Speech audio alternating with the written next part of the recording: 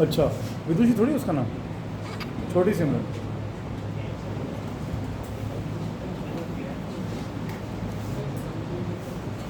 चल, सबसे पहले लिखिए natural and artificial magnets. Natural and artificial magnets. तो क्या था पीछे से? Natural and artificial magnets. Natural magnets जो होती हैं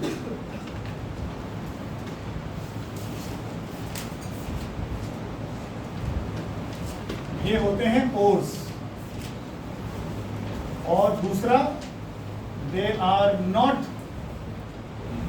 स्ट्रॉन्ग, बहुत ज्यादा स्ट्रॉन्ग मैग्नेट्स नहीं होती हैं, शेप भी इरेगुलर होती है। लिख लो सारी चीजें।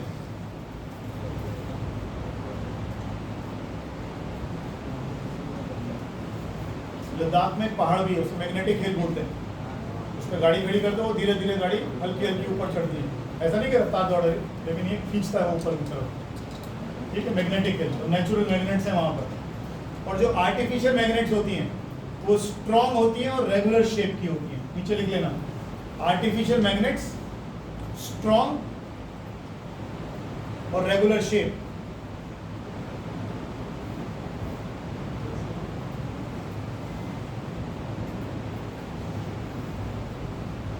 हेडिंग डालो आगे, basic properties of a magnet. Basic properties of a magnet.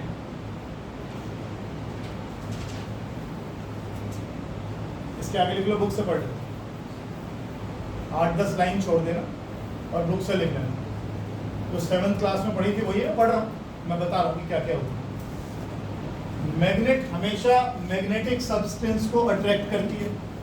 3 तरह के मैग्नेटिक सब्सटेंस नॉर्मली हम लोग पढ़ते हैं, आयरन, निकल, कोबाल्ट।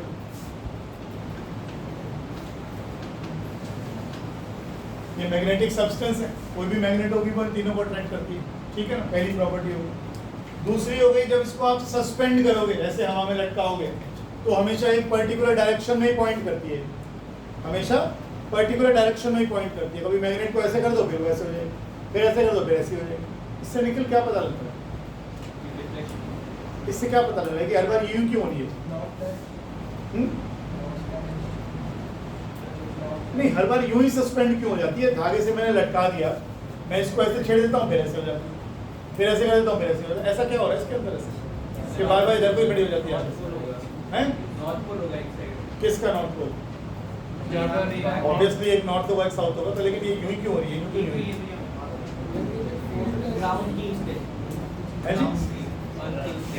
हाँ, अब आए ना लाइन पे। अर्थ की भी तो ग्रेविटेशनल फील्ड होती है ना, उसके कारण ये अपने आप को एक खास डायरेक्शन में अलाइन करती है। अब आपने एक मैग्नेट ले ली, एक तो तुमने ये चिंगारी और बारूद साथ ना बैठो, साइड हो जाओ, अलग अलग, थोड़ा गैप कर लो बीच में। हाँ, शाबाश, हाँ बस, बढ़िया, ठीक है। हाँ, ऐसे रखो, ये आगे मैग्नेट ऐसे हो गई। अब ये बार मैग्नेट है, बार मैग्नेट में मान लो लिखा हुआ नहीं है नॉर्थ पोल कौन सा, साउथ पोल कौन सा, तुम्हें कैसे पता लगेगा? इसका नाम नॉर्थ पोल क्यों दिया? ये नॉर्थ की तरफ पॉइंट करती है। साउथ क्यों नाम दिया? साउथ की तरफ पॉइंट करती है। समझ लो, ये नॉर्थ पोल नाम दे दिया, इसको साउथ पोल नाम दे दिया। साउथ डायरेक्शन है कमरे का, ये साउथ नॉर्थ डायरेक्शन है, नॉर्थ का नाम दे दिया इसका, नॉर्थ पोल हो गया, ये साउथ पोल हो गया। लेकिन नॉर्थ पोल को कौन खींचता है? South pole. इसका मतलब जो अर्थ की मैग्नेटिक फील्ड है उसका साउथ पोल कहाँ होगा? यहीं कहीं होगा। कभी खींच रहा है उधर की तरफ कोई, अभी हम पढ़ेंगे धीरे धीरे कि एग्जैक्टली वही नहीं होता, थोड़ा फर्क होता है इसके अंदर, है जी। 1-2 डिग्री तो बाद में बात करेंगे, 2 डिग्री या 6 डिग्री या 10 डिग्री वो बाद में बात करेंगे। फिलहाल ज्योग्राफिकल नॉर्थ साउथ और मैग्नेटिक नॉर्थ साउथ आप बदल जाएंगे, चीज़ों का ध्यान रखना। सूरज की तरफ मुंह करके खड़े होते हो, जहाँ से सूरज निकलता है, तो ईस्ट, और उल्टे हाथ पे उत्तर माने वेस्ट। तो 12वीं में आ गए, थोड़ी तो शर्म करो कम से कम। तो राइट साइड पे नॉर्थ पड़ेगा आपके, ऊ से उल्टा हाथ, ऊ से उत्तर, नॉर्थ साइड। जब आप सूरज जहाँ से निकलता है उधर तरफ मुंह करते हो इसकी तरफ, तो उल्टे हाथ पे नॉर्थ पड़ता है आपसे। लेकिन वो कौन सा नॉर्थ है? Geographical north. ज्योग्राफिकल नॉर्थ, अर्थ की मैग्नेटिक फील्ड को जब हम पढ़ेंगे यहाँ पर, तो हम देखेंगे अर्थ का ज्योग्राफिकल नॉर्थ और मैग्नेटिक नॉर्थ में फर्क है, एग्जैक्टली एक लाइन में नहीं है, ठीक है ना। फिलहाल हम इसको बस यही कह देते हैं, क्योंकि ये हिस्सा नॉर्थ डायरेक्शन की तरफ पॉइंट करता है, नॉर्थ पोल, ये साउथ की तरफ इधर करता है, तो ये साउथ। इससे ज़्यादा हमने कुछ नहीं बोला। इसको काट दूं बीच में, तो साउथ पोल एक तरफ, नॉर्थ पोल एक तरफ, नहीं ऐसा नहीं होता, ऐसा नहीं होता। इसका मतलब मोनोपोल्स एग्जिस्ट नहीं करते। ये जो टुकड़ा आपने काट के यहाँ लिया उसके नॉर्थ साउथ अपने आप बन जाएंगे, इसके नॉर्थ साउथ अपने अलग बन जाएंगे, यानी मोनोपोल्स एग्जिस्ट नहीं करते। ये फर्क है चार्जेस में और यहाँ पर। चार्जेस में नेगेटिव पॉजिटिव एक साथ जरूरी नहीं है हो, नेगेटिव चार्ज अलग हो सकता है, पॉजिटिव चार्ज, लेकिन मैग्नेटिज्म में पॉजिटिव नॉर्थ पोल और साउथ पोल अलग अलग नहीं हो सकते। तो वहाँ एक सिंपल चार्ज ये एग्जिस्ट करता है, वहाँ ये सिंपल चार्ज एग्जिस्ट करता है, लेकिन यहाँ पर अगर मैं कहूँ तो कम से कम ये एग्जिस्ट करता है, यानी डाइपोल से शुरू करेंगे, पॉइंट चार्ज नहीं होते हैं, बात समझ रहे हो? यानी मोनोपोल एग्जिस्ट नहीं करते, वहाँ पॉइंट चार्ज एग्जिस्ट करते थे, यहाँ पॉइंट चार्ज नहीं हो तो सीधा डाइपोल से शुरू करेंगे। डाइपोल माने दो पोल, एक नॉर्थ पोल और एक, वहाँ भी थे dipole, positive charge negative charge separated by some distance, लेकिन वहाँ पर पॉइंट चार्ज एग्जिस्ट करता था अलग से, लेकिन यहाँ नहीं करता। इसको आप तोड़ देंगे तो यहाँ फिर साउथ बन जाएगा और यहाँ फिर नॉर्थ। तोड़ते रहिए तोड़ते रहिए तोड़ते रहिए, मॉलिक्यूल तक पहुँच जाइए, उसमें भी आपको एक नॉर्थ और एक साउथ पोल मिलेगा। ठीक है, आगे चलिए। ये भी बताओ, नॉर्थ के सामने आएगा तो अट्रैक्ट करेगा, रिपेल करता है। अच्छा चलो, मुबारक, तो बारी में आ गया। नॉर्थ के सामने आएगा तो रिपेल करेगा। लाइक पोल्स क्या करते हैं, रिपेल, और अपोजिट पोल्स। एक प्रॉपर्टी लिख लो, मैं काम की मेरे, मैग्नेटिक डाइपोल। मैग्नेटिक डाइपोल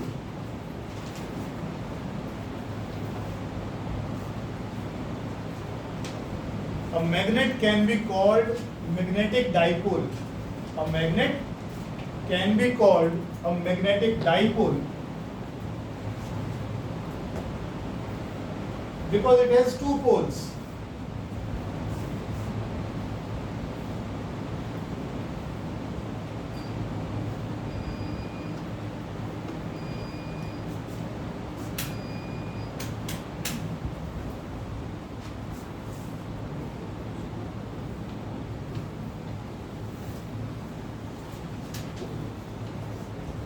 ये कहलाती है, जो ऊपर वाली है, ज्योमेट्रिकल लेंथ।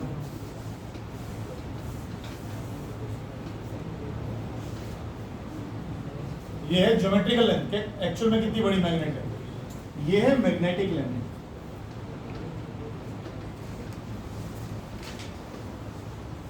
ठीक है, तो इसके जो पोल्स होते हैं बिल्कुल किनारे पर नहीं, मामूली से अंदर होते हैं। ठीक है, देखिए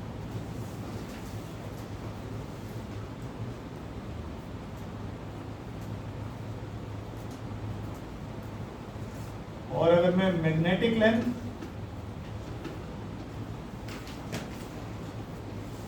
और ज्योमेट्रिकल लेंथ की रेशियो की बात करूं तो ये अप्रोक्सीमेटली 0.84 होता है।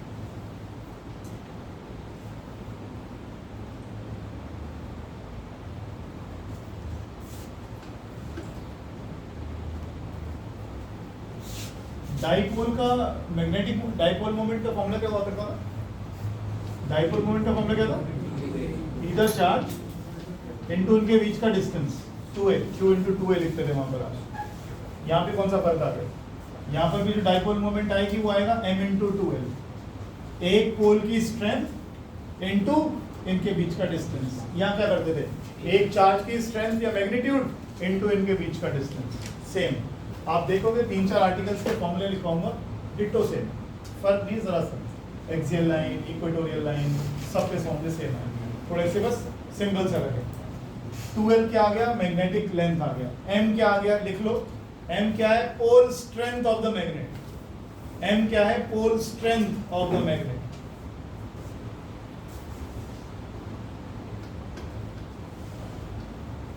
m है मैग्नेटिक डाइपोल मोमेंट और m का फॉर्मूला होता है स्मॉल m इंटू 2l, यानी एक पोल की स्ट्रेंथ इंटू इनके बीच की दूरी। यहां भी कुछ ऐसा लिखते थे ना, याद है? यहां भी लिखो, इसका मतलब इसकी कुछ डायरेक्शन भी होती होगी। इलेक्ट्रिक डाइपोल की डायरेक्शन क्या होती है?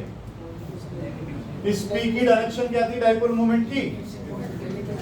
Negative to positive. तो m भी वेक्टर क्वांटिटी है और इसकी डायरेक्शन आ जाएगी from south to direction of m।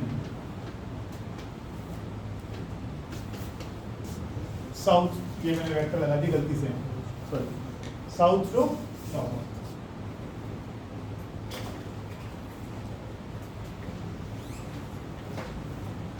आगे लिखें एटॉमिक थ्योरी ऑफ मैग्नेटिज्म।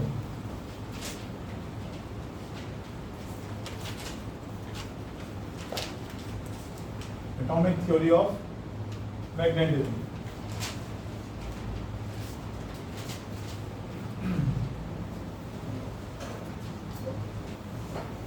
देख लो बुक से पढ़ लो, कहानी है, बस बैठ के उसमें कहानियां पढ़नी है। कुछ नहीं। क्या कहता है? ईच एटम और molecule has of a magnetic substance is a complete magnet in itself. क्या मतलब है? कोई भी मैग्नेटिक सब्सटेंस है, आयरन है, आयरन को हमने तोड़ा, तो जब उसके मॉलिक्यूलर लेवल तक भी हम जाएंगे तो वहां पर भी आपको एक नॉर्थ पोल और साउथ पोल जैसी चीजें दिखाई देंगी। यानी मॉलिक्यूल भी मैग्नेट की तरह काम करता है। किसी भी मैग्नेटिक सब्सटेंस का मॉलिक्यूल भी मैग्नेट की तरह ही एक्ट करता है, ठीक है ना? It itself is a magnet, ठीक है। आगे दूसरा पॉइंट, इन अनमैग्नेट, अच्छा क्या लोहे का टुकड़ा हमेशा मैग्नेटाइज्ड रहता? नहीं। आपने लोहे की कोई पत्ती ले ली, क्या वो मैग्नेट को अट्रैक्ट करती है? किसी लोहे को अट्रैक्ट करती है? नहीं करती। इसका मतलब क्या वो मैग्नेटिक सब्सटेंस नहीं है? है तो सही, फिर वो और चीजों को अट्रैक्ट क्यों नहीं करेगी? लोहा is a magnetic substance, iron is a magnetic substance, फिर वो दूसरे आयरन के टुकड़ों को अट्रैक्ट क्यों नहीं करती? क्यों नहीं अट्रैक्ट कर रही? बताएं। इलेक्ट्रोमैग्नेट बनाना पड़ेगा। इलेक्ट्रोमैग्नेट ये क्या होता है? मान लिया तो दो लाइटें बन जाती हैं। क्या नहीं बने होंगे? पोल्स नहीं बने होंगे। जैसे समझाना एक बार। जैसे उसमें हम इलेक्ट्रिक फील्ड में पॉजिटिव नेगेटिव यूज करते हैं। थोड़ा सा मैच देखो होता क्या है। देखा, प्रभु ने सुन ली, कितनी इच्छा से तुम नंबर मांग 12वीं में, अभी मांग लियो तो अभी मिल गए। होता क्या है, मान लीजिए ये एक मैग्नेट का मॉलिक्यूल है, सिंपल सा, उसका एक नॉर्थ पोल है और उसका एक साउथ पोल है। होता क्या है, जब आप जब है तो ये मैग्नेटिक सब्सटेंस, तो इसके मैग्नेटिक सब्सटेंस के मॉलिक्यूल में भी नॉर्थ साउथ होगा। लेकिन ये नॉर्थ साउथ ना, अगर ये ऐसे और ऐसे पड़े हुए हैं तो क्या होगा, ये साउथ और नॉर्थ एक दूसरे की पोलैरिटी कैंसिल कर लेंगे, ये एक दूसरे के मैग्नेटिक बिहेवियर को कैंसिल कर देंगे। समझ लो, तो यहाँ पर भी यही हो रहा है। ये इस तरीके से अलाइन हो जाएंगे कि नॉर्थ के पास साउथ और साउथ के पास नॉर्थ दिखाई देगा, तो ये अपने एक दूसरे की मैग्नेटिक स्ट्रेंथ को कैंसिल आउट करते रहेंगे। क्लोज लूप बन जाते हैं इसमें, क्लोज लूप बन जाते हैं इसमें। तो क्या होगा, एक दूसरे की स्ट्रेंथ को ये कैंसिल आउट करते चलेंगे। अब इसको अगर मुझे मैग्नेटाइज करना है, क्या करूं? क्या करूं? मैग्नेट ले लिया, अब बिल्कुल ऐसे ही होगा। आप एक काम करें, आप एक मैग्नेट का टुकड़ा ले लें और उसका नॉर्थ पोल या साउथ पोल यूं लगाएं और इस पर रगड़ दें ऐसे, फिर उठा के ले जाएं ऐसे, फिर रगड़ दें ऐसे। तो धीरे धीरे क्या होगा, ये कौन सा पोल है, ये कौन सा पोल है, नॉर्थ पोल। तो ये सारे के सारे साउथ पोल इसके पीछे पीछे पीछे पीछे, थोड़ी देर जब आप 10-20 बार 40 बार रगड़ दोगे इसको, तो सारा की डायरेक्शन किधर को हो जाएगी। तो आपने क्या करा, ये जो मिस अलाइन पड़े हुए थे इनकी आपने अलाइनमेंट सही कर दिया, आपने सीधे सीधे कर दिए। अब ये थोड़ा बहुत मैग्नेटिक बिहेवियर शो करना शुरू कर दिया, ठीक है। और एक थोड़ा स्ट्रॉन्ग करना है इसको, एक का नॉर्थ पोल ले लो, एक का साउथ पोल ले लो, यूं लो, ये लॉरेंस वालों की तरह मत करना ऐसे, नहीं तो अंदर भसड़ बन जाएगी। ऐसे रखना, नॉर्थ पोल साउथ पोल ऐसे रखना, यूं ले जाना, फिर यूं ऊपर उठा दो। उससे क्या होगा, आधे हिस्से में नॉर्थ काम करेगा, आधे साउथ, तो और अच्छे से थोड़ा स्ट्रांगली मैग्नेटाइज हो जाएगा। तो ये क्या हो गया, मैग्नेटाइज हो गया। कैसे मैग्नेटाइज हो गया, इसके जो मॉलिक्यूलर मैग्नेट्स होते थे वो एक तरफ को अलाइन हो गए काफी हद तक, ठीक है ना। आर्टिफिशियल ये मैग्नेट्स हम बनाते हैं, इनकी स्ट्रेंथ एक लिमिट तक ही बढ़ती है। कैसे लिमिट तक बढ़ेगी? ज्यादा से ज्यादा क्या कर लोगे? ज्यादा से ज्यादा ये कर लोगे कि सारे के सारे मैग्नेट्स को आप सीधा कर लोगे। इससे ज्यादा क्या कर सकते हो? इसके जितने मॉलिक्यूलर मैग्नेट थे आपने सारे अलाइन कर दिए, अब हो गया मैक्सिमम। इससे ज्यादा इसकी स्ट्रेंथ बढ़ा सकते हो?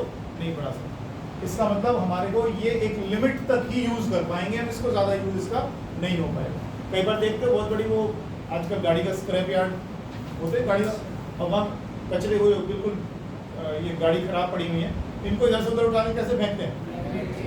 इलेक्ट्रोमैग्नेट लगा रहता है, पढ़ा रखा है तुम लोगों ने सबने। इलेक्ट्रोमैग्नेट भी क्या काम, कैसे काम करता है वो? क्या उसमें ये वाले मैग्नेट लगा रखे, पहाड़ खोद के लगा रखा है उसमें इलेक्ट्रोमैग्नेट होता है। नाम देखो, इलेक्ट्रोमैग्नेट, इलेक्ट्रिक करंट से बनने वाला मैग्नेट होता है, ठीक है ना। वहां पर हम इलेक्ट्रिक मैग्नेटिक फील्ड पैदा करते हैं करंट से, तो वहां उसकी स्ट्रेंथ को ज्यादा या कम कर लेते हैं। लेकिन जो ये नेचुरल मैग्नेट है, एक बार आपने इसके सारे मॉलिक्यूल सीधे कर दिए, इससे ज्यादा क्या कर लो? तो इसकी जो स्ट्रेंथ है एक लिमिट तक रहती, उसके बाद इससे आप ज्यादा और इसको मैग्नेटिक स्ट्रेंथ को आप नहीं बढ़ा सकते इससे, ठीक है ना। ये क्या बता रहा था कि अगर कोई लोहे का टुकड़ा है, वो एक मैग्नेटिक सब्सटेंस है, उसके बावजूद ये छोटे मोटे लोहे के टुकड़ों भी अट्रैक्ट नहीं कर रहा। क्यों नहीं कर रहा? कि जो इसके मॉलिक्यूलर मैग्नेट्स पड़े हुए हैं, इनकी अलाइनमेंट प्रॉपर नहीं है, क्लोज ग्रुप से बना रखे हैं इन्होंने, और एक दूसरे के north pole south pole, north pole south pole अपनी स्ट्रेंथ को काटते चले जा रहे हैं। यहाँ यहाँ यहाँ जैसे भी क्लोज ग्रुप बने उस हिसाब से कट जाएगी, तो ओवरऑल इफेक्टिवली कोई इसके अंदर कोई मैग्नेटिक बिहेवियर शो नहीं करेगा। तो अगर लेकिन हम करना चाहें तो हम करवा सकते हैं इसके, ठीक है।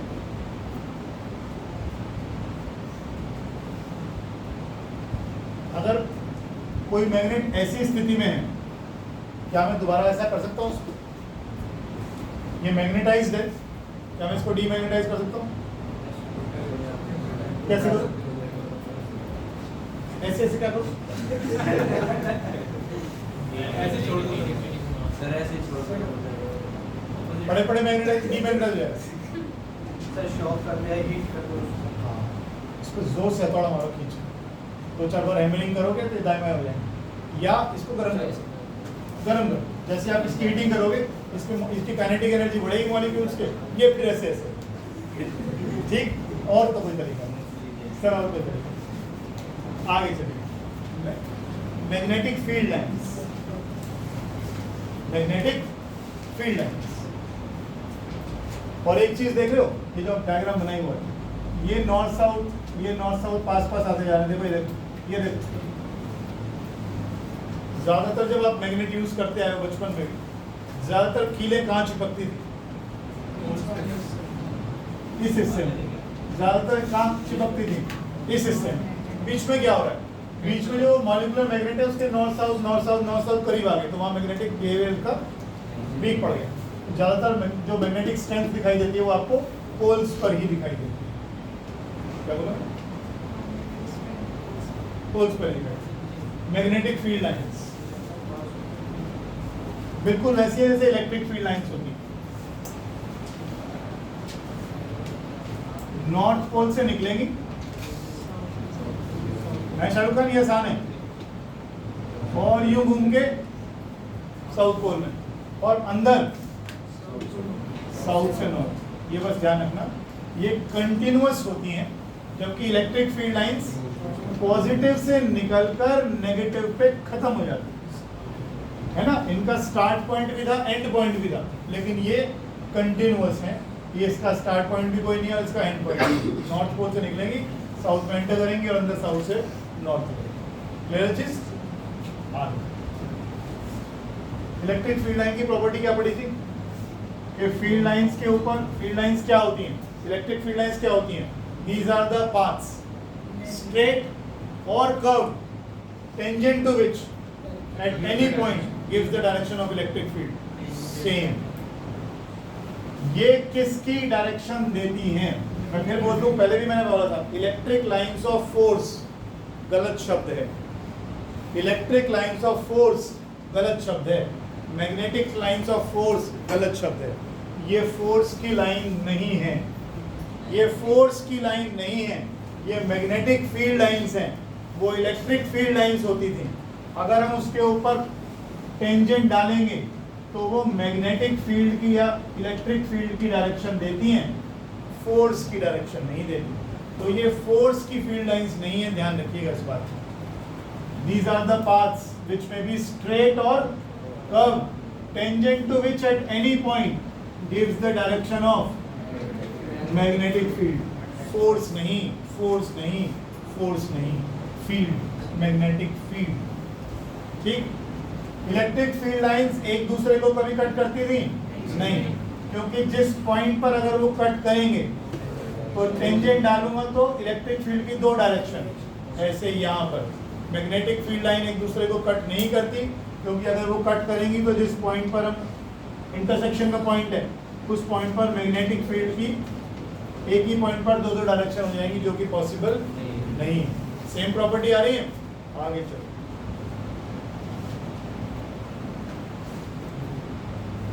क्लोज पाथ वाली कर ही ली हमने।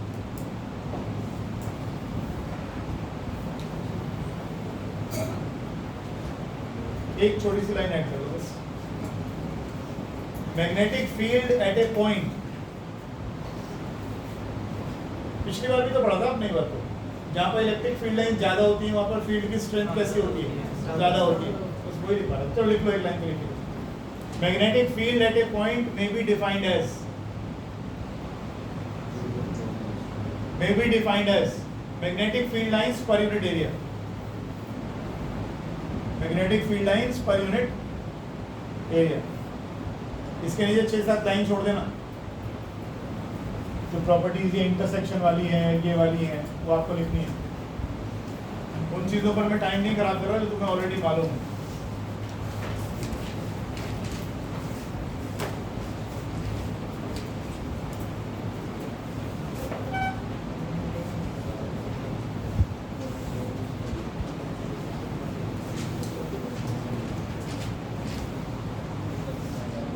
Repulsion is the surest test of magnetism.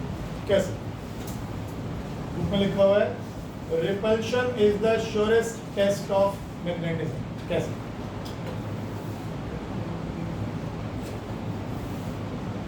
सातवीं क्लास का सवाल है, छोटे बच्चे भी करते हैं। रिपल्शन से श्योरली पता चल जाता है कि मैग्नेटिज्म है कि नहीं।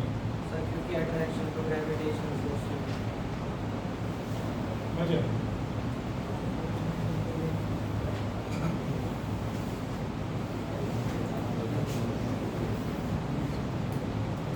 सर इससे पता चल जाता है दो अपोजिट पोल्स उससे क्या पता लग जाएगा? अपोजिट पोल्स हाँ, मैग्नेट के पास तो लोहा भी अट्रैक्ट हो जाएगा, तो इसका मतलब लोहा मैग्नेट बन गया। मैग्नेट, दोनों मैग्नेट्स हैं, कैसे पता लगेगा? कैसे पता लगेगा? अट्रैक्शन तो किसी को भी करवा सकते हैं, रिपल्शन होगी जब पता लगेगा कि दोनों नॉर्थ पोल सामने आ रहे हैं, दोनों साउथ पोल सामने आ रहे हैं। अभी तो चलो आपने फॉर्म में लिखा 10वीं क्लास है, बता नहीं पा रहे छोटे छोटे सवाल। और पढ़ने गई चल रही है आपकी, सही चल रही है? इसे कहते हैं मैग्नेटिक एक्सिस।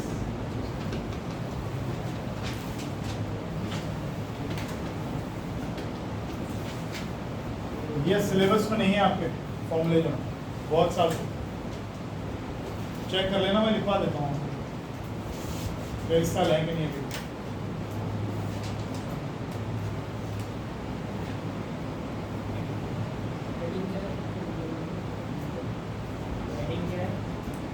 कुछ नहीं, बस आपको पता होना चाहिए मैग्नेटिक एक्सिस कौन सी होती है, मैग्नेटिक इक्वेटर कौन सा होता है।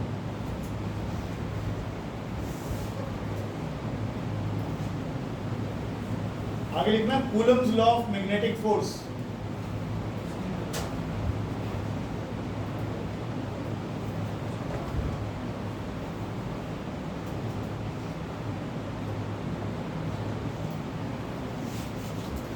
If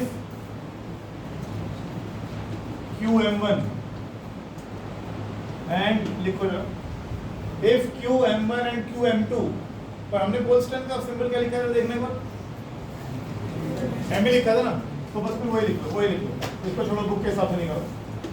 If M1 and M2 are the two pole strengths, if M1 and M2 are the two pole strengths of the two magnetic poles,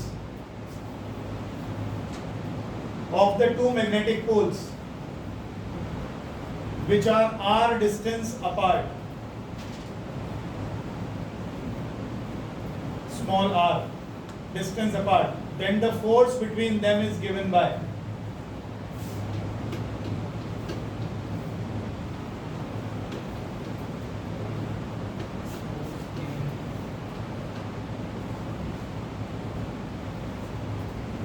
इसकी वैल्यू पहचानते हो ना, बोल दो। बढ़िया। ये क्या है दोनों? मास मत बोलना अब इसको, पोल स्ट्रेंथ। सेम नहीं आ गया? KQ1 Q2/r²। सिर्फ क्या बदला है हमारे पास? परमिएबिलिटी आ गया, वहाँ परमिटिविटी होता था 1/4πε0, बाकी कोई फर्क नहीं। सब सर एक ही मैग्नेट के दो पोल्स हैं। आगे लिखो।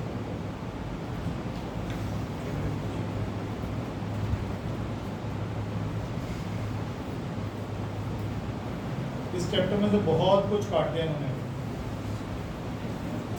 लिखो formula for magnetic field of a bar magnet, formula for magnetic field of a bar magnet at an axial point, at an axial point.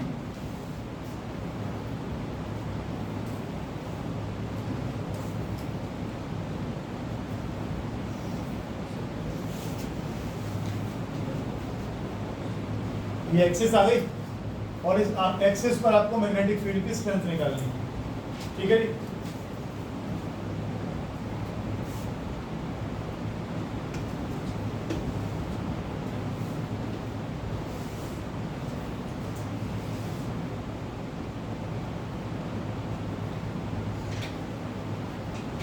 को याद दिलाओ पहले कैसे किया था आर्टिकल में? डाइपोल की एक्सियल लाइन पर इलेक्ट्रिक फील्ड निकाली थी, तो उसके सेंटर से कुछ डिस्टेंस लिया था, वही वेरिएबल ले लेंगे तो आसानी हो जाएगी। आर लिया था और ये पहले आप लेते थे, अब की बार ले रहे हो तो ये एल और एल हो गया। यहाँ से ये दूरी कितनी हो गई? आर माइनस एल, और इस वाले पोल से ये दूरी कितनी हो गई? R plus L. P point पर आपको मैग्नेटिक फील्ड निकालनी है। कोई फर्क आया आपका? कोई फर्क नहीं, सब कुछ सेम टू सेम चल रहा है। फॉर्मूला और याद दिला दो क्या होता है। और फिर और करते कैसे थे? यहाँ मान लो पॉजिटिव चार्ज ले लिया, यहाँ नेगेटिव चार्ज ले लिया, तो आप कहते थे इधर की तरफ इलेक्ट्रिक फील्ड इधर को जाएगी, नेगेटिव चार्ज की तरफ फील्ड इधर को जाएगी। अभी भी ऐसा ही हो रहा है। मैग्नेटिक फील्ड लाइंस नॉर्थ की तरफ से बाहर निकलेगी, साउथ की तरफ इधर की तरफ आएंगी, उनको माइनस कर लोगे। करना नहीं है, डेरिवेशन नहीं है हमारे सिलेबस में, बिल्कुल ही नहीं है, सिर्फ हमें फॉर्मूला लिखना है। मुझे एक बार फॉर्मूला उसका याद दिला दो, इलेक्ट्रिक फील्ड वाले का, याद करने में थोड़ी आसानी हो जाएगी। एक्सियल लाइन पे KQ/r², कुछ 2kp कुछ था ना ऐसा, याद दिला दो, मुझे याद नहीं, बोलो। 1/4πε0 2p बाय, ये तो वो वाला होगा ना शॉर्ट डाइपोल के लिए, एग्जैक्ट वाला लिखवाना है इनको।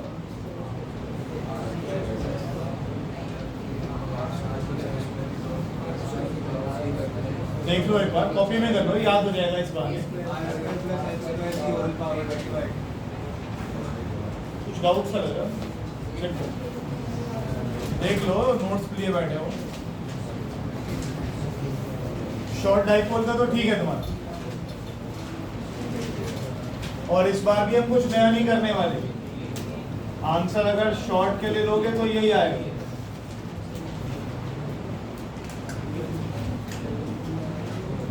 ठीक है जी, फॉर्मूला सेम है। एन का मतलब पोल स्ट्रेंथ, सब कुछ सेम है। पोल स्ट्रेंथ हम स्मॉल एम ही ले रहे हैं, पोल स्ट्रेंथ हम स्मॉल एम ही ले रहे हैं, चेक करो।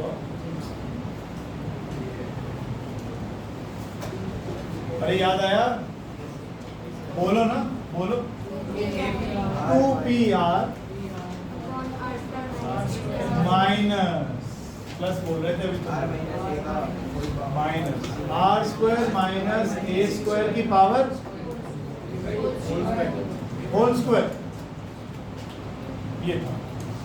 अब की बार भी सेम फॉर्मूला है, पी की जगह क्या आ जाएगा, M R square minus L square का होल स्क्वायर। फिर आप बोलते हो शॉर्ट डाइपोल है, शॉर्ट डाइपोल है तो आप कहते हो ए स्क्वायर को छोड़ दो, ये नेगलेक्ट कर दोगे तो ये क्या आएगा, आर की पावर 4, फिर एक आर कट जाएगा तो आर क्यूब आएगा। सेम फॉर्मूला यहाँ बनने जी, नहीं कैपिटल एन नहीं आता, कैपिटल एन का वैल्यू होता है m इंटू 2l। सही कह रहा है लड़के,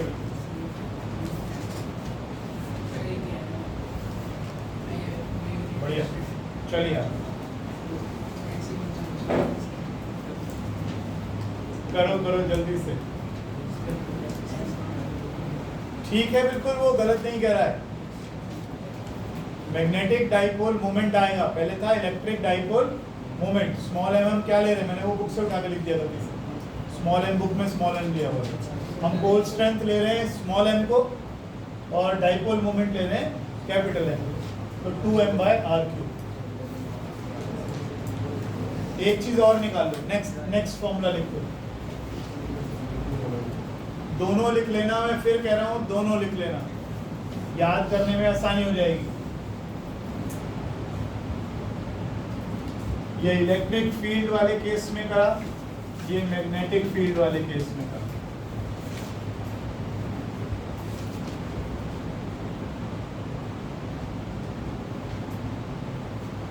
आगे लिखो, magnetic field of a bar magnet at an equatorial point.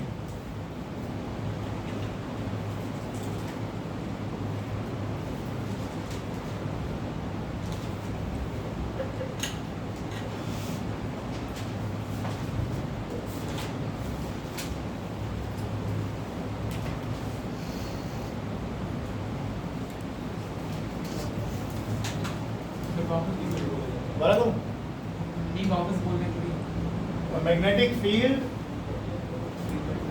On the equatorial line of a bar magnet.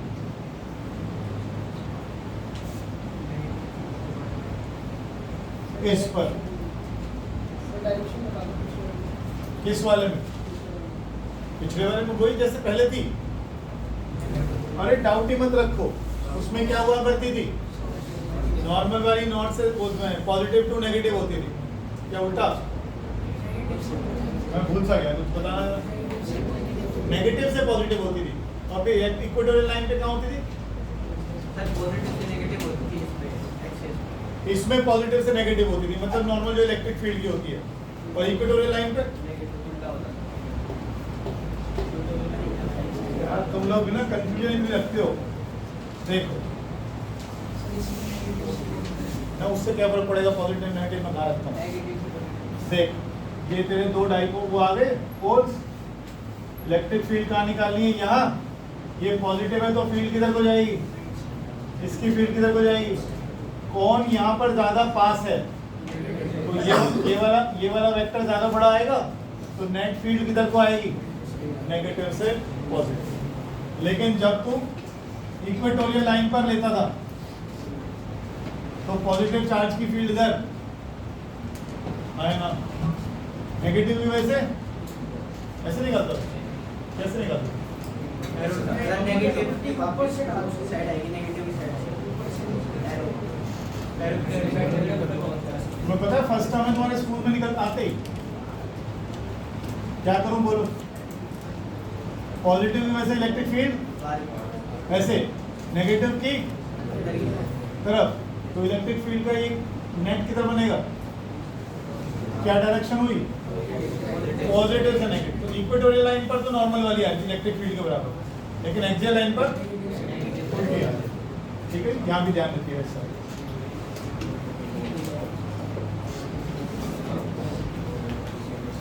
तो उसमें डायरेक्शन क्या लिख दूं मैं पिछले वाले में, साउथ से लिख, direction is from south to north.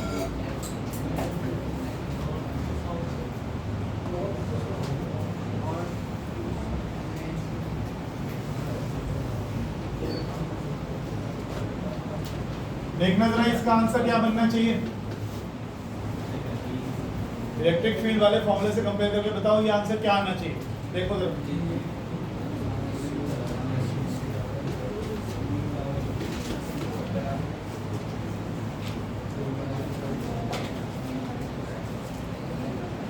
नहीं पी बाई आर क्यूब तो शॉर्ट के लिए हो गया ना, मुझे पहले पूरा बड़े वाला बता दो।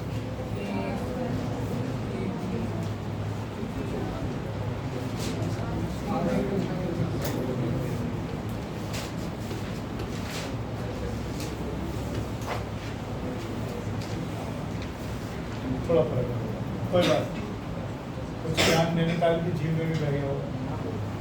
शॉर्ट डाइपोल के लिए करोगे तो वही क्यूब आ जाएगा दोबारा से, ठीक है ना। और यहाँ पर direction right, north pole to south pole. बस फॉर्मूले याद करने हैं और कुछ नहीं करना है इसमें। इसके ऊपर ना न्यूमेरिकल आएगा ना कुछ और आएगा।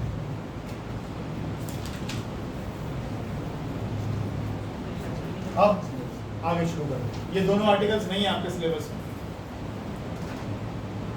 लिखिए आगे इसको। Torque on A bar magnet placed in uniform magnetic field. ये भी आर्टिकल सेम है, लेकिन हम इसको पूरा करेंगे। Torque on A bar magnet placed in uniform magnetic field. भाई वो बेटा गेट लाइट खोल दियो बाहर की।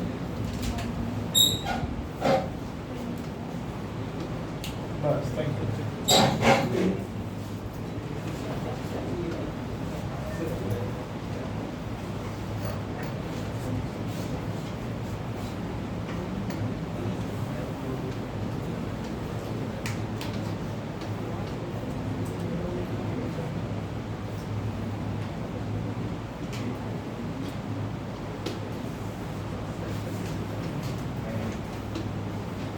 Torque on a bar magnet placed in magnetic field.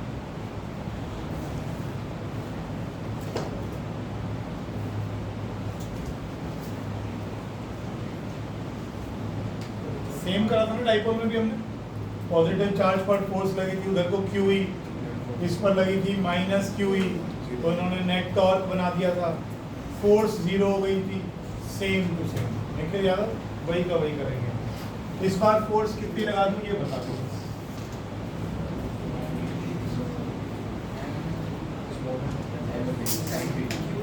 पिछली बार फोर्स हुआ करती थी QE। QE मतलब कोई एक चार्ज। अब की बार चार्ज की जगह क्या आ गया? Pole strength. अब की बार क्या है? तो QE मत लिखना, लेकिन ये लिखो सेम है बेटा। यहाँ पर भी ऐसे लगेगा, लिखना चाहो तो लिख लो, तो दिक्कत नहीं। इन दोनों फोर्सेस का परपेंडिकुलर डिस्टेंस कितना आएगा? ये लेंथ ले ली 12, तो ये कितना आ गया? 12 sin theta, where theta is angle between magnetic field and magnetic dipole.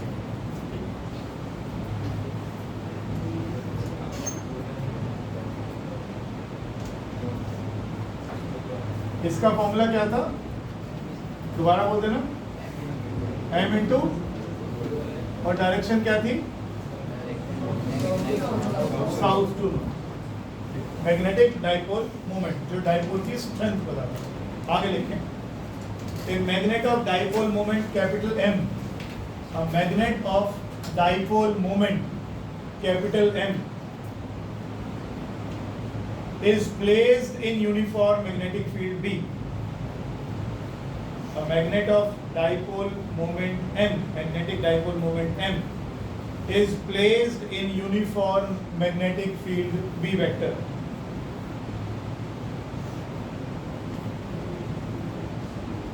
Full stop. Forces experienced by the dipoles are shown.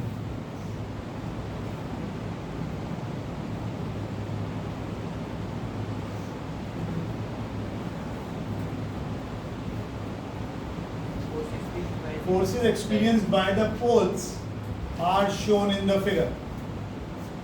Are shown in the figure. आगे लिखो. These two forces constitute a torque. These two forces constitute a torque on the magnet. और torque का formula क्या था?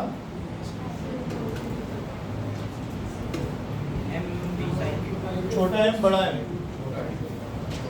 Am into perpendicular distance कितना हो गया 2l sin theta.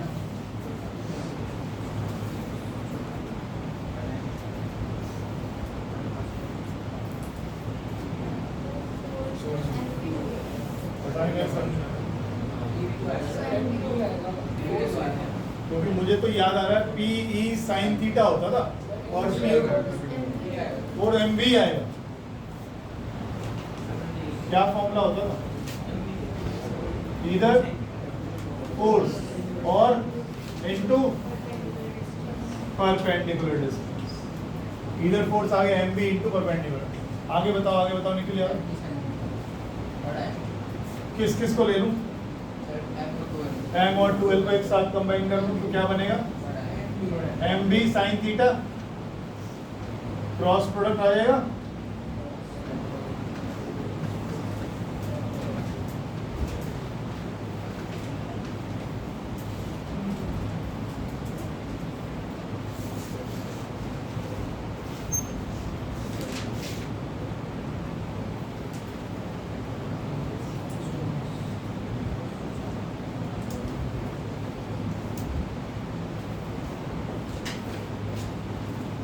आगे लिख लो स्पेशल केसेस थीटा 0 वाला और 90 वाला दोनों लिख लो. थीटा 0 वाला और थीटा 90 वाला दोनों लिख लेना.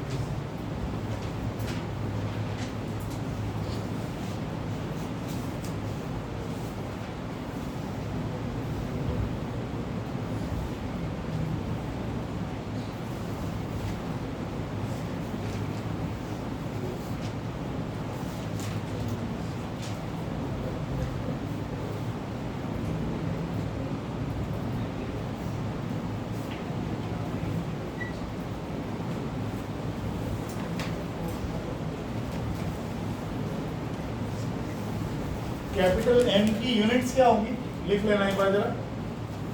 कैपिटल एम की यूनिट्स लिख लो. बाद में लिखवाएंगे, बाद में करेंगे, हम इसको अभी नहीं कर रहे. Ampere metre square capital M की यूनिट्स अलग लिख लेना, नहीं तो एम्पियर मीटर स्क्वायर या joule per tesla. Ampere metre square या जूल पर टेस्ला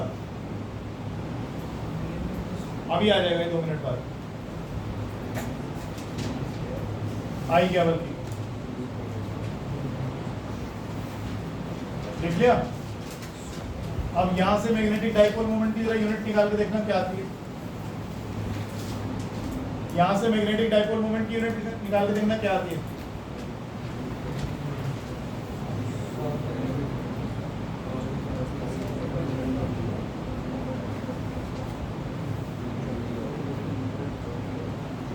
एक तो आ गई आपके पास, जूल नहीं आई. देख देख एम आएगा तेरा टॉर्क अपॉन बी. टॉर्क क्या होती है? Force into distance. यही तो होता है, इधर force into distance. Force into distance क्या हो गया? तेरा वर्क डन नहीं हो गया, जूल नहीं आ गया, कोई बात नहीं. अपॉन बी लिख लिया. फोर्स की यूनिट क्या होती है? इसकी टॉर्क की यूनिट बोलते यार न्यूटन मीटर. इसकी क्या हो गई? और न्यूटन मीटर मतलब क्या बनती? जूल. तो ये आ गया जूल पर टेस्ला, जो भी आपको लिखाई जूल पर टेस्ला. लिख लो कहीं. नहीं समझ में आया? दोबारा बोलूं तो है, बताओ ना. एम किसके बराबर आ गया? टॉ बाय बी. टॉ क्या होता है? टॉर्क. टॉर्क होता है force into distance, perpendicular distance. तो फोर्स इनटू डिस्टेंस हो गया, बी नीचे रहेगा. फोर्स की यूनिट क्या होती है? न्यूटन. डिस्टेंस की मीटर और बी की टेस्ला. ये फॉर्मूला और किसी का याद नहीं आ रहा है तुम्हें? फोर्स इनटू डिस्प्लेसमेंट क्या होता था? वर्क. वर्क की यूनिट क्या होती है? तो newton metre is also equal to 1 joule. जब आप वर्क का फॉर्मूला पढ़ते थे 11वीं कक्षा में, तो आपको पढ़ाया जाता था 1 जूल क्या होता है। जब 1 न्यूटन की फोर्स किसी बॉडी को 1 मीटर चला दे तो हम कहते हैं 1 जूल वर्क हो गया। ये वही आ गया वहां से, तो न्यूटन मीटर उठा के हमने जूल डाला, तो joule per Tesla, joule per Tesla. ठीक है जी, वो आ गया, वो आगे आएगा जब हम करंट को डालेंगे यहाँ पर, उससे मैग्नेटिक फील्ड बनाएंगे तो उसमें। अभी तो है ना, ऐसे लिखा। आगे लिखो, थीटा 0 है तो टॉर्क कितना आया 0, थीटा 0 टॉर्क 0, टॉर्क 0 माने कैसी सिचुएशन बन गई, राइट, इक्विलिब्रियम स्टेट लिख लीजिएगा उसको। जहां आपने थीटा 0 लिखा, जहां थीटा 0 लिखा उसके आगे लिख लीजिएगा इक्विलिब्रियम स्टेट। और जब थीटा वैसे थीटा आएगा, थीटा 90 हो तो टॉर्क का वैल्यू आया मैक्सिमम, एम बी, इसे मैक्सिमम वैल्यू लिख देंगे। नेक्स्ट आर्टिकल लिखिएगा,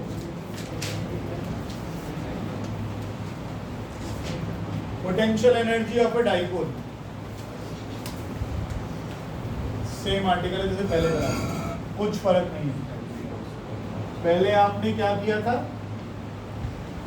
पिछली बार भी किया था, ये डाइपोल को, ये डाइपोल रखी थी making an angle theta with the magnetic field. आप इसको थोड़ा सा यूं मूव करा गए थे बाय सम एंगल, टॉर्क क्या करने की कोशिश कर रही है इसको, सीधा ऐसे, लेकिन हम उस टॉर्क के अगेंस्ट ऐसे ले गए इसको, डी थीटा एंगल, तो हमने क्या कर दिया, वर्क डन। वो वर्क किस फॉर्म में स्टोर हो जाएगा, पोटेंशियल एनर्जी। जैसे पहले करा था, अब सिर्फ फर्क इतना ही आएगा। पहले आंसर आता था आपका पी ई कॉस थीटा, हाँ जी, माइनस माइनस, अब क्या आ जाएगा,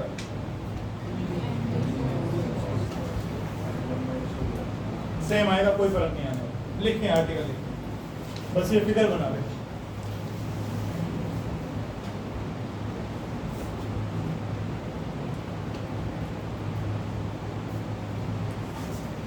We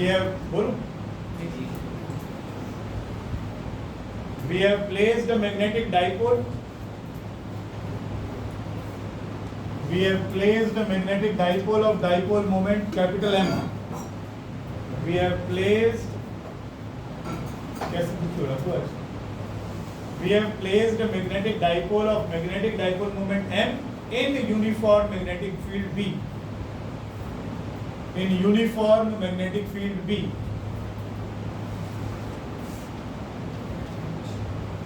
Torque on dipole कितना हो जाएगा,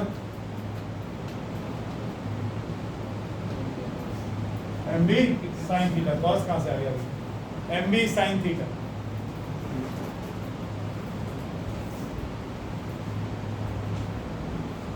लिख लिया। We rotate the dipole by a small angle d theta. We rotate the dipole by a small angle d theta against this torque.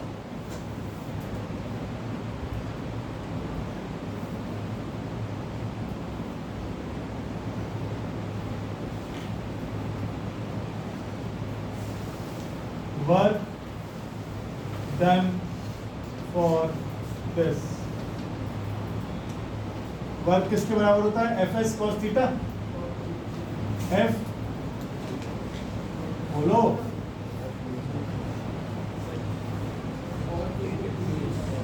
गलत लिख रहा हूं तो ठीक करा दो ना,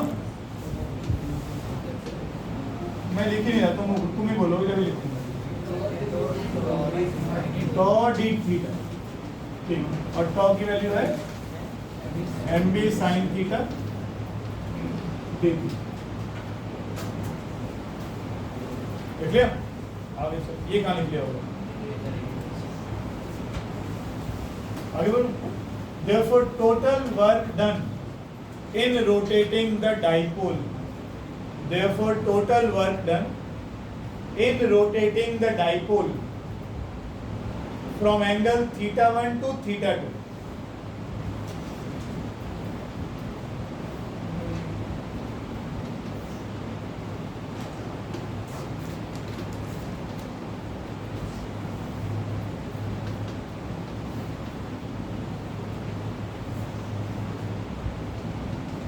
निकालना निकालना आंसर क्या आएगा? साइन थीटा का इंटीग्रेशन क्या आएगा? Cos theta. एम बी बाहर निकल आएगा,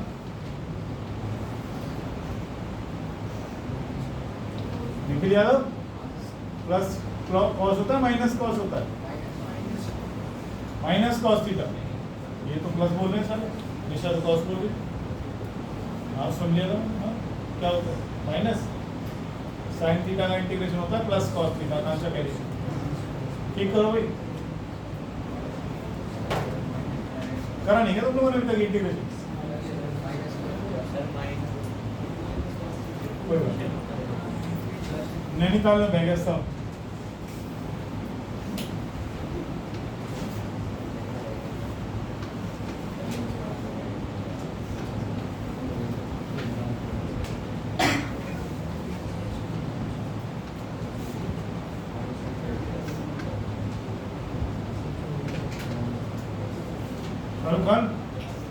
ये थीटा वन पहले वाला एंगल है, बाद में आपने घुमा के उसको थीटा टू एंगल तक ले गए। जो वर्क डन हुआ हुआ है aunty cos theta one minus cos theta two.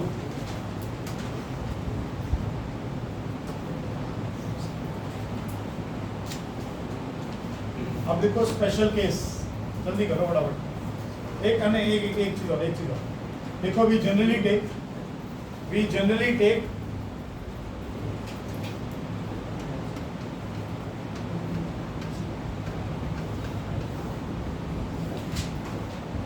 Formula क्या बन जाएगा आपका? फॉर्मूला क्या बन जाएगा? पोटेंशियल एनर्जी कितनी आ गई? Minus M B cos theta. ऐसा क्यों होता है कि हम थीटा वन को 90 ले लेते हैं? ऐसा क्यों ले लेते हैं? बहुत बढ़िया। एंगल थीटा 90 डिग्री होता है तो टॉर्क मैक्सिमम लग रही होती है इसके ऊपर, तो मैक्सिमम टॉर्क से डिफ्लेक्ट करते हैं उसको। यानी जितनी टॉर्क मैक्सिमम लग सकती है वो 90 डिग्री पर लग रही है। ठीक, उसके बाद हम उस मैक्सिमम टॉर्क के अगेंस्ट उसको घुमाते हैं, इसलिए हम थीटा वन को 90 ले लेते हैं और थीटा टू को कोई भी एंगल ले लेते हैं। तो घुमाते हैं तो नींद आ रही है अभी, minus M B cos theta आता है। लिखें स्पेशल केस, थीटा 0 तो यू कितना आया? Very good. थीटा 0 तो यू आया मैक्सिमम। लिख लो।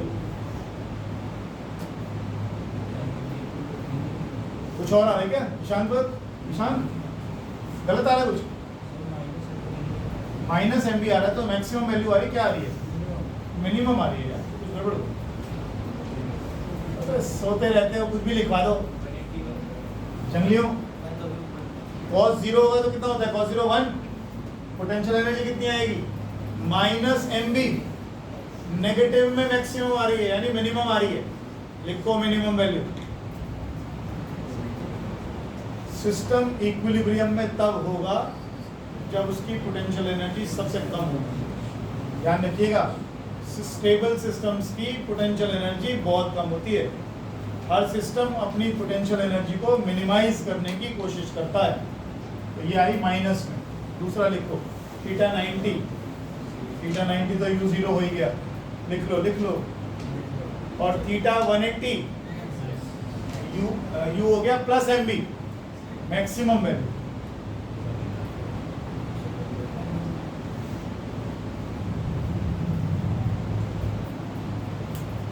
एक छोटा सा नोट लिखो इसके लिए। देखो नैनीताल भीमताल वाले, लिखो जल्दी। Whenever you have to find, क्या फिजिक्स की ऐसे जरूरत नहीं है क्या उसमें झील में? Whenever you have to find work done in rotating the dipole,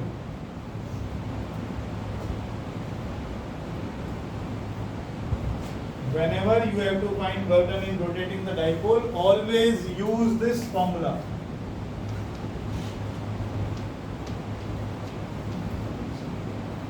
यानी आप क्या करो, रोटेट करने से पहले पोटेंशियल एनर्जी निकाल दो, रोटेट करने के बाद पोटेंशियल एनर्जी निकाल दो और उन्हें माइनस कर दो। तुम्हें याद होगा, याद तो क्या होगा फिर भी, पिछले साल सैटेलाइट को उठा के फेंक देते थे हम कई बार। हम कहते थे ये अर्थ है, यहाँ पर सेटेलाइट घूम रही है, इसको दूसरे ऑर्बिट में भेज दिया हमने, कितना वर्क डन हुआ। तो हम क्या करते थे, इसकी एनर्जी यहाँ निकालते थे, इसकी एनर्जी यहाँ निकालते थे, दोनों को माइनस कर लेते थे। तो जो एनर्जी में चेंज आया उतना हमने काम कर लिया। अब की बार भी ऐसे ही होगा। डाइपोल जो पहले एनर्जी रही होगी डाइपोल के साथ, और जब वर्क करने के बाद हुई उसे निकाल लो, दोनों को माइनस कर लो। चलिए, current loop,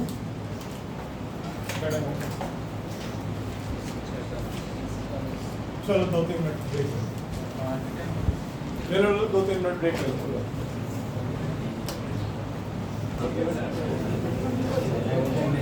Current loop as a magnetic dipole. Current loop as a magnetic dipole. Current loop as a magnetic dipole.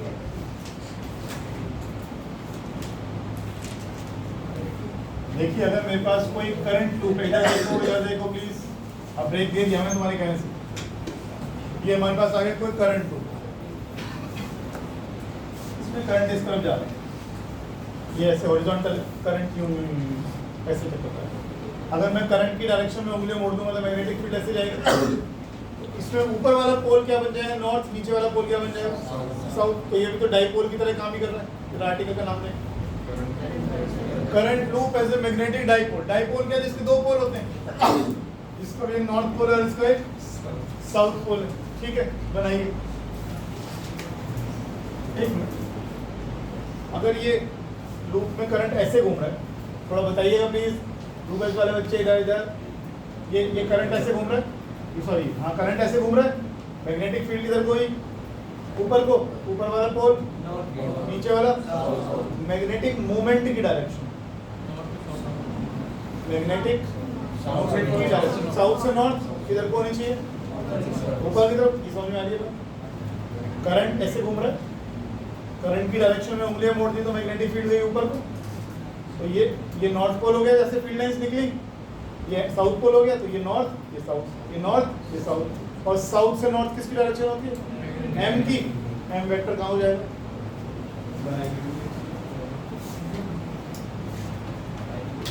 और एरिया वेक्टर भी अगर मैं बनाऊं तो ऊपर को जाएगा। बनाइए जल्दी से करिए। ये ऊपर वाला नॉर्थ बनेगा, नीचे वाला साउथ बनेगा। क्या बातें करता रहता तू बच्चा, बताना, मुझे बताना। पैसे तो मैंने नहीं, उसने थोड़ी लिए। अच्छा, आगे लिखो। We find that magnetic dipole moment. We find that magnetic dipole moment of current loop M is proportional to I.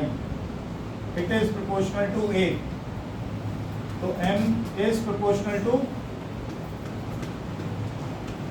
ये कहीं करा है ना हमने पहले, अब कुछ याद सा आएगा।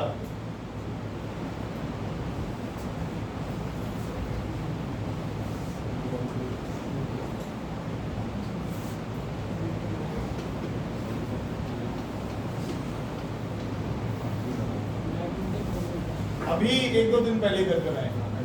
हाँ उज्जवल, कहाँ करा हमने, NIA। ऐसे तो NIA करा था कहीं पर। हाँ, ये वर्षिका बताएगी, पढ़ के आ रही है। NIA कहाँ पढ़ा, कौन से आर्टिकल में? देखना जरा, जो कॉइल में टॉर्क लगी थी उसमें कुछ था क्या ऐसा? जंगलियों कभी तो करा करो, वो निकालो टॉर्क वाला आर्टिकल। टॉर्क वाला, torque on A coil placed in current carrying coil placed in magnetic field, निकालो आर्टिकल। लास्ट में जाके कुछ कर रखा था ऐसा, पाई आर स्क्वायर को आपने फिर बाद में लिखा था ए, फिर NIA को लिखा था M। कोरिलेट तो करा करो यार चीजों को कम से कम।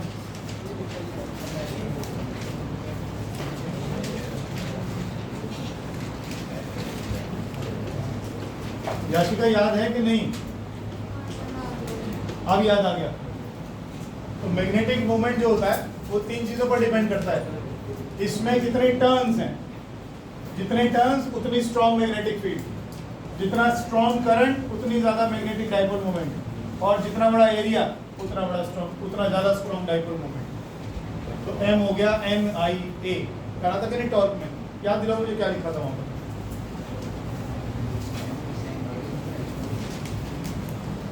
टॉर्क का फॉर्मूला क्या लिखा था आपने जब शुरू में, NIAB sin अल्फा। अब अल्फा भी याद दिला दो जब आई गया तो, नॉर्मल और मैग्नेटिक फील्ड के बीच में, और थीटा प्लेन ऑफ कॉइल और मैग्नेटिक फील्ड के बीच में। अब भूलना नहीं इसको, भूलना नहीं इसको। और ये देखो यहाँ पर आया था NIA, तो आपने क्या लिख दिया था इसको, और यहीं से आपने इसको M क्रॉस भी लिखा। ध्यान रखा करो भाई चीजों को।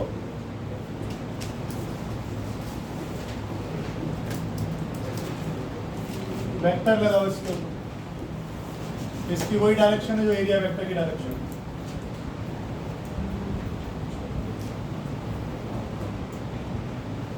वो पूछ रहा था दूसरी यूनिट कहाँ से आई।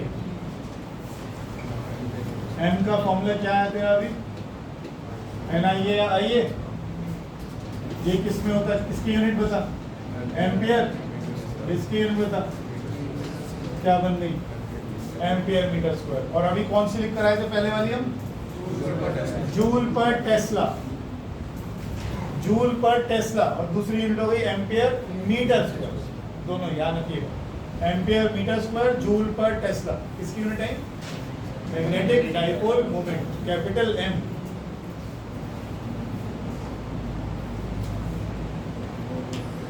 पोल स्ट्रेंथ की यूनिट क्या होगी, पोल स्ट्रेंथ स्मॉल m की यूनिट क्या होगी।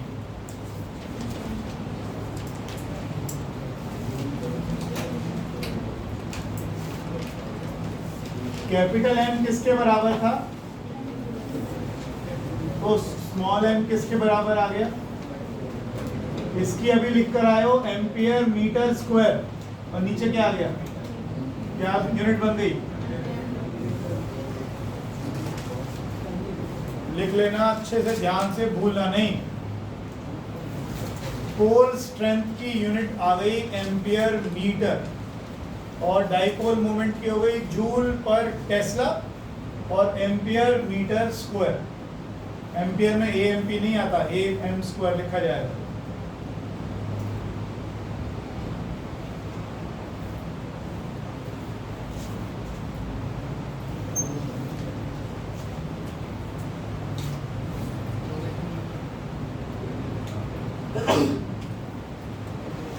Gauss theorem in magnetism, Gauss theorem in magnetism।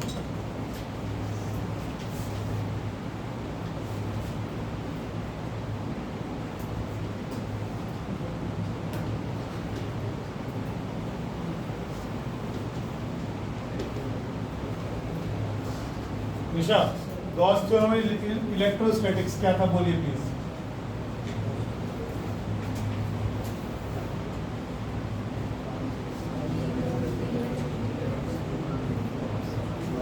बोलो ठीक जा रहे हो। डॉट ds का closed integral is equal to, हाँ Yashika, flux is equal to q by epsilon not.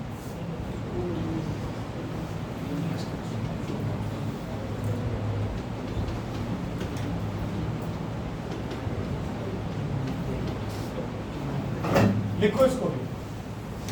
अब लिखो गॉस थ्योरम इन मैग्नेटिज्म।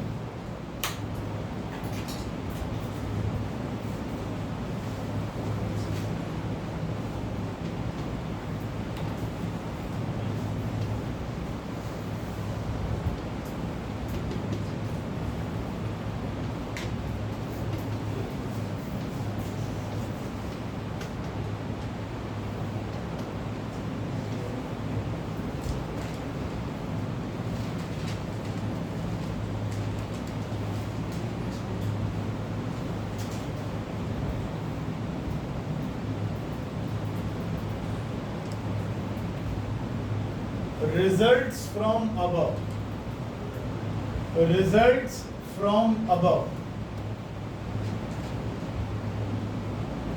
अगर आपको थोड़ी बहुत भी गॉस थ्योरम याद है तो गॉस थ्योरम को हम इस्तेमाल करते थे फ्लक्स निकालने के लिए, और फ्लक्स निकालने के लिए हम बार बार ढूंढते थे कि भैया इस गॉसियन सरफेस में कितना चार्ज एनक्लोज्ड है। इलेक्ट्रोस्टैटिक्स में पॉजिटिव और नेगेटिव चार्ज अलग अलग हो सकते हैं। पॉजिटिव चार्ज होगा तो आप बोलिएगा कि भैया फील्ड लाइंस फ्लक्स ऐसे निकल गई मेरी, नेगेटिव होगा तो भी आप बना लेंगे, है ना। पॉजिटिव और नेगेटिव एक साथ होगा तो नेट फ्लक्स कितना आएगा, 0, क्योंकि जितना पॉजिटिव से बाहर निकलेंगी नेगेटिव में उतनी वापस आ जाएंगे। तो नेट फ्लक्स डाइपोल में कितनी आएगी, 0। जब हम मैग्नेटिज्म पढ़ते हैं तो मैग्नेटिज्म में तो हमारे पॉजिटिव और नेगेटिव कभी अलग होते ही नहीं है। पॉजिटिव नेगेटिव नहीं बोलना चाहिए, क्या कहना चाहिए।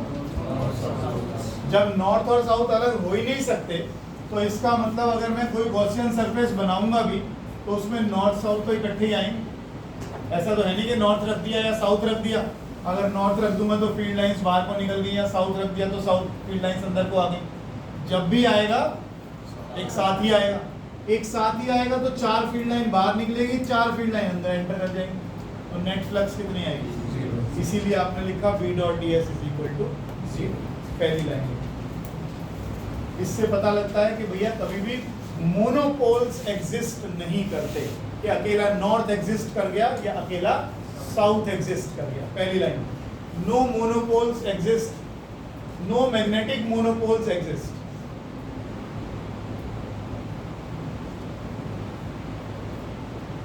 नॉर्थ और साउथ जरूर एक साथ हो, ठीक है जी। इसी में लिखो therefore no net magnetic, no net magnetic pole strength, pole strength can be enclosed in any closed surface. No net magnetic pole strength can be enclosed in any closed surface. ठीक है ना। दूसरा पॉइंट लिखिएगा, magnetic field lines always form a closed path.